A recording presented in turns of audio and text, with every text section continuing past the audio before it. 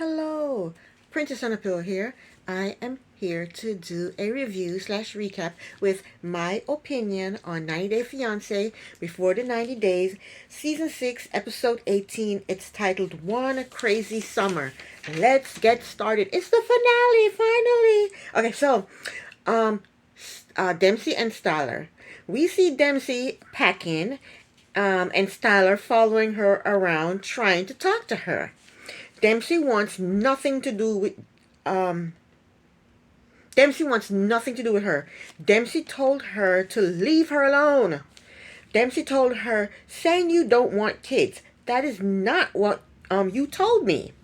Now you're saying it's a definite no and it will make or break our relationship.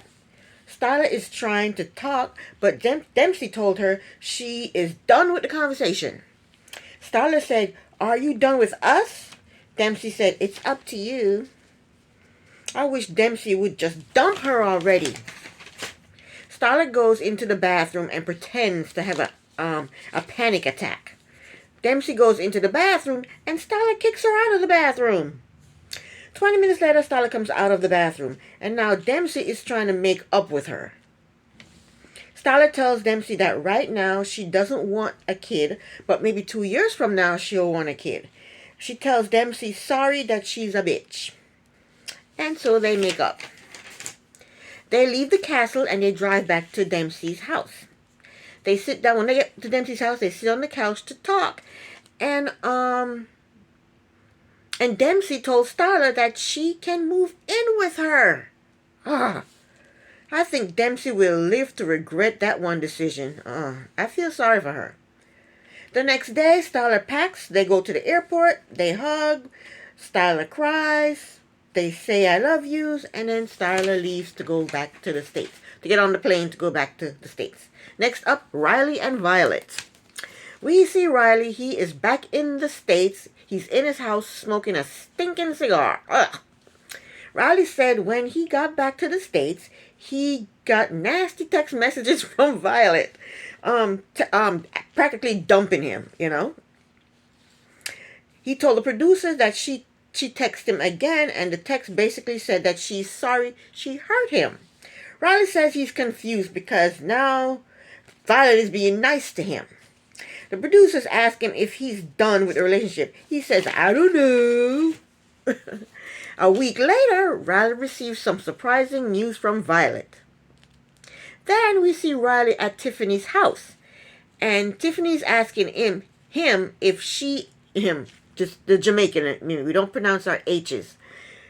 Tiffany is asking him if she is going to be an auntie. Riley said in his confessional that last week, Violet texted him and told him she was pregnant, the baby is his. Riley said tells Tiffany that Violet was very mean to him during the whole trip. That lying bastard. That's not true. He said the night before he left, he was in his hotel room minding his own damn business, and here come Violet crawling in bed with him. And they had sex. And Tiffany asked him if it was good. Why would you ask him that?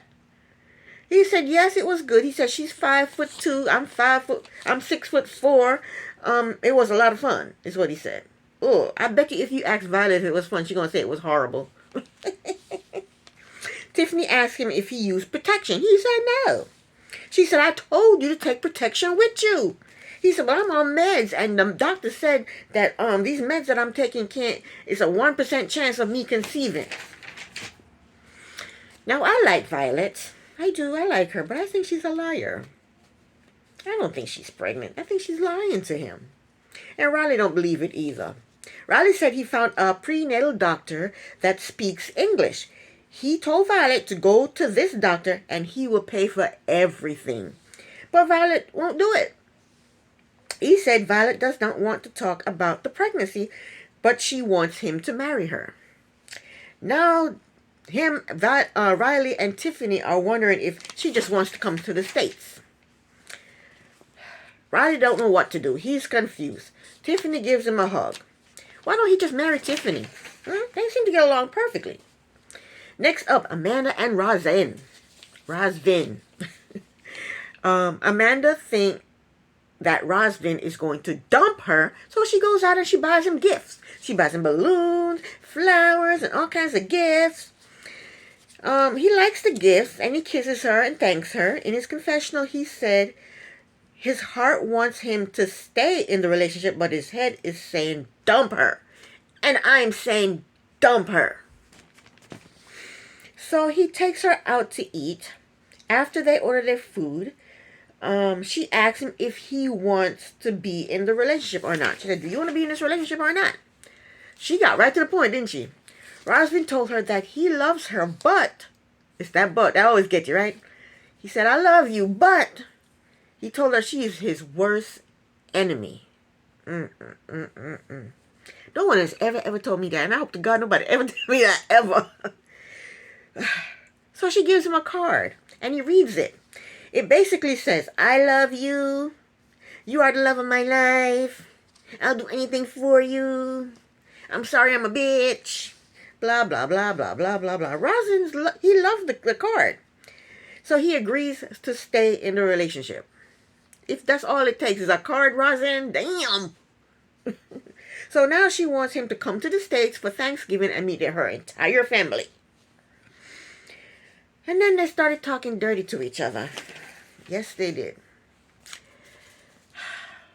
He is going to regret this decision. I feel sorry for him.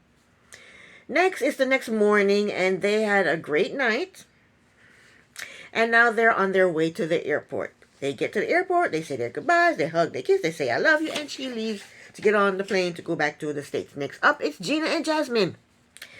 Gina is back in the States. It's been 5 months since he's been home. He tells the camera that Jasmine has an interview to get her visa. Now, we all know Jasmine is here in the States. We saw the previews of her being in the studio sitting in the on the panel. So we know Jasmine is here in the States. Okay. Anyway, Gino is excited. Gino's cousin Dina, I guess, comes over to help Gino put up Panamanian decorations. We see Jasmine in Panama. She's getting ready to go for her visa interview, and she's nervous. Her sister drives her to the interview, and her sister is very sweet. Her sister is telling her, relax, you're beautiful, you're intelligent. The sister told her that in the family, she is the source of happiness and joy.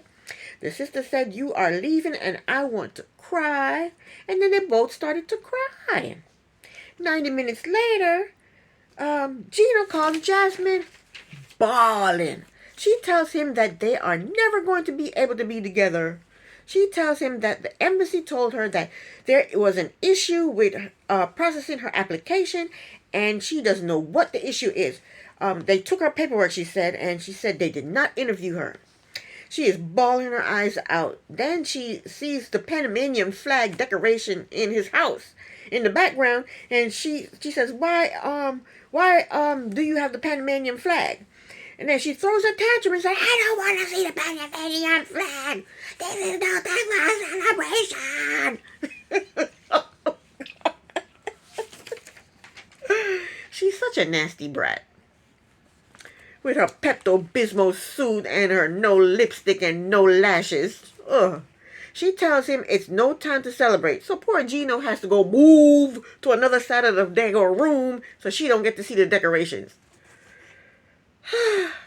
In the meantime, the cousin Dino is in the kitchen eavesdropping, saying, what's going on? Eavesdropping. But Jasmine is a drama queen, and I bet she will be on after the 90 days, because we have not seen the end of that damn girl.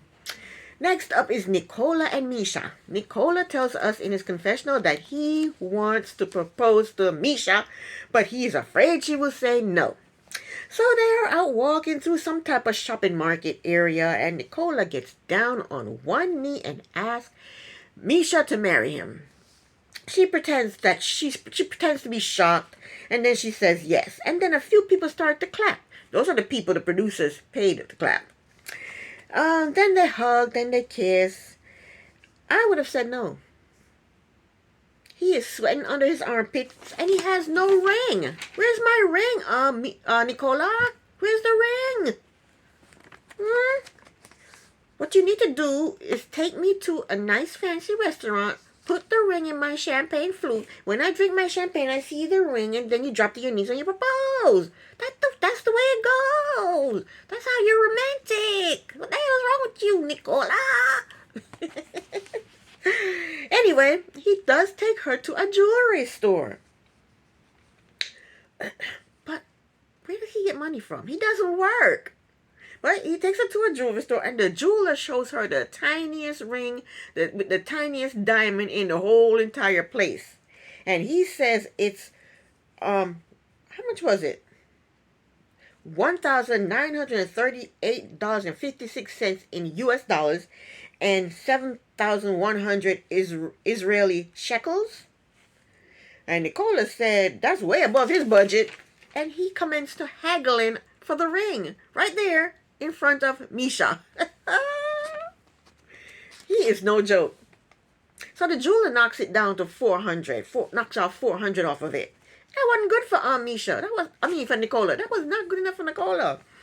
Nicola said he told the guy that he wanted to pay 4,500 shekels, which is $1,228.66 US dollars. So the jeweler agrees. And Misha makes Nicola get down on one knee and propose to her with the ring properly. Next, Misha packs to go to the airport. She's on. It's time for her to go back to the States. On their way to the airport, Misha told Nicola that she wants him to come to the States and stay with her until her annulment gets approved. Nicola said no. That's a sin. He said he can't. He said he'll come for 2 to 3 weeks, but he ain't gonna come and stay with her. He said that's opening the door for the devil to come in. He said, So they get to the airport, and Misha cries. She hugs and she kisses him. She said goodbye, I love you and everything and all that.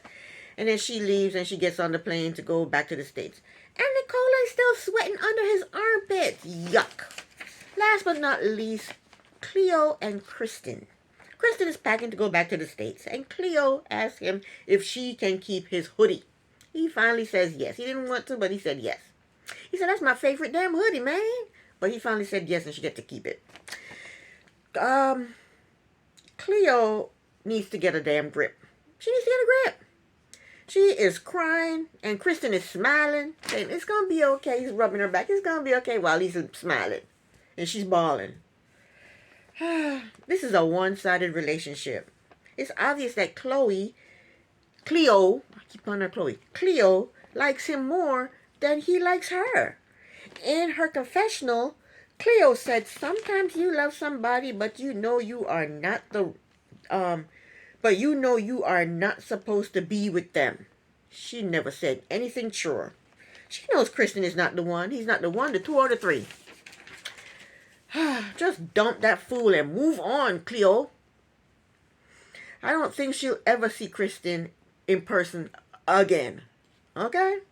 So they hug, they kiss, they tell each other, I love you. She didn't go with him to the airport. She just put him in a cab and sent his ass off. So he leaves for the airport, and while the car drops off, she bawls. She's bawling. She turns around bawling. Oh, and this was the end. Now, I will watch it tell all, but I'm not going to review it. I don't like reviewing it because everybody's talking and everybody's jumping into everybody's business. They need to mind their own business, you know. I just can't stand it, so I'm not going to review it. I'll watch it, but I'm not going to review it. Thank you so very much for watching. Princess on a Pillow here. Bye.